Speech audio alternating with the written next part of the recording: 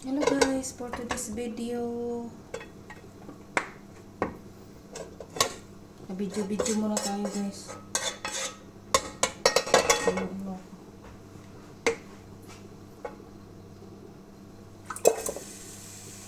Ngayon ito pag Ramadan time, sobrang busy talaga.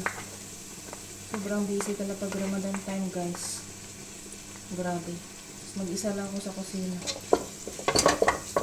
Okay naman, kaya ko naman yan about sa pagluluto. Basta wala yung mga istorbo. Wala mga istorbo habang nagluluto ka, dami-dami yung niluluto, tapos tatawagin ka doon sa taas. May tatawag sa'yo, ganyan-ganyan, di ba? Tuwan mo ako ng breakfast, ganyan o kaya yung mga damit, ganyan, di ba? Samantala, sa bagay ngayon, Ramadan ngayon, hindi sila kumakain, walang ano. Yung ba, kumbaga, tumitigil lang sa isang tabi. Kasi nga, hindi naman sila makakain kasi fasting lang sila, no? So, minsan, ang kainisan ko talaga guys, totoo lang, yun bang nakasit na lahat yung mga lutuin, yung ganito na, sinisit ko na yan lahat yan. Kasi may ibang 5 na putahe, 5 putahe hanggang 10 putahe yan. Ganun ang mga ano. Tapos, yung nakasit na lahat yung lulutuin mo. Tapos, biglang mag-iba na naman yung ibang recipe kasi ibang menu. Kasi nga, papalitan niya ng ibang menu. Kasi may nakita na naman siya sa Pinterest o kaya sa Instagram. Ganun diba? Kaya minsan, ano talaga ako, tumataas talaga yung boses ko guys sa, lang, sa amo ko. Hindi talaga maiwasan na tinataasan ko yung boses niya siya. Buti siya ay naintindihan naman din niya ako. Kasi mahirap magluto sa kusina. Yan, sabi ko sa kanya, bakit mo naman ibahin yung ano, ayan, nakasit na yan. Tapos, yung sinasabi mo sa akin,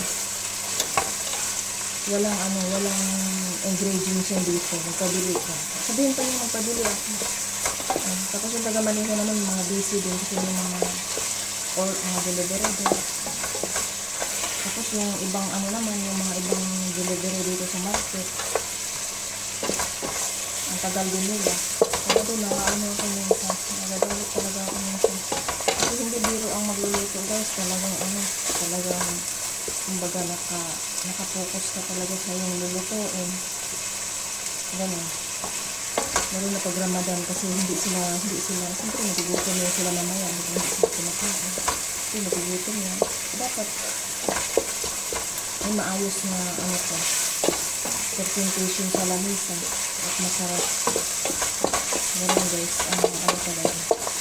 Ako naman, ayaw ko yung padali-dali. Gusto ko yung magandang arrangement sa pagluluto. Ganun, kasi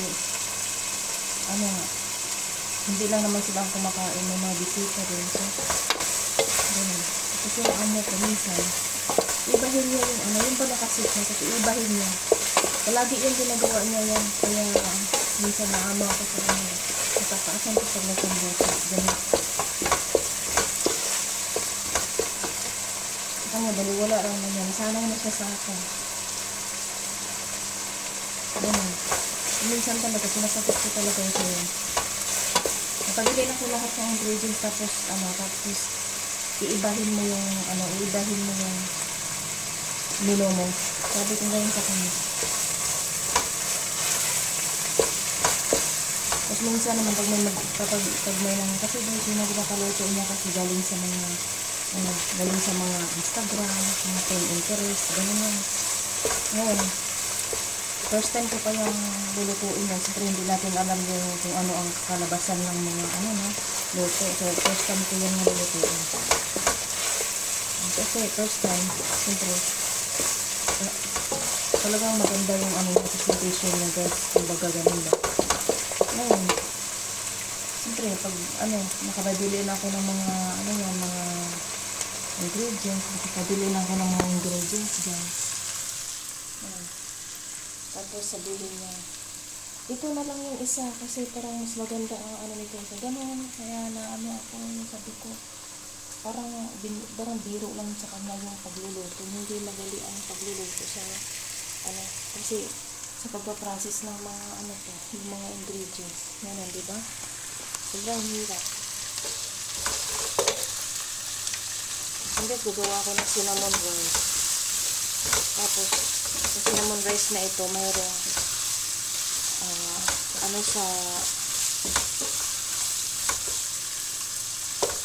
may chicken siyang roasted sa untap niya, guys. Ayan, tapos, yan siya kasi mahilig siya sa cabbage. Yan, nagluto rin ako ng cabbage. Ayan, tapos ito gawin nilang tari. Tapos itong sweet din. Ayan, hindi ko pa anong oras na hindi ko pa nagawa yung iba. So, hindi naman madali kasi kung mag-isa ka lang, hindi madali yung process sa mga pagkain, guys, talaga. Hiwa ako ng mga sibuyas at saka diba? Tsaka sobrang ulit sa kusina, guys. Ayan.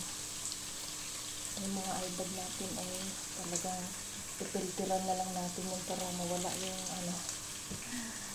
yung kasi may pa ako sa nag-roasted pa ako ng sa oven yung manok. Guys, thank you so much for watching.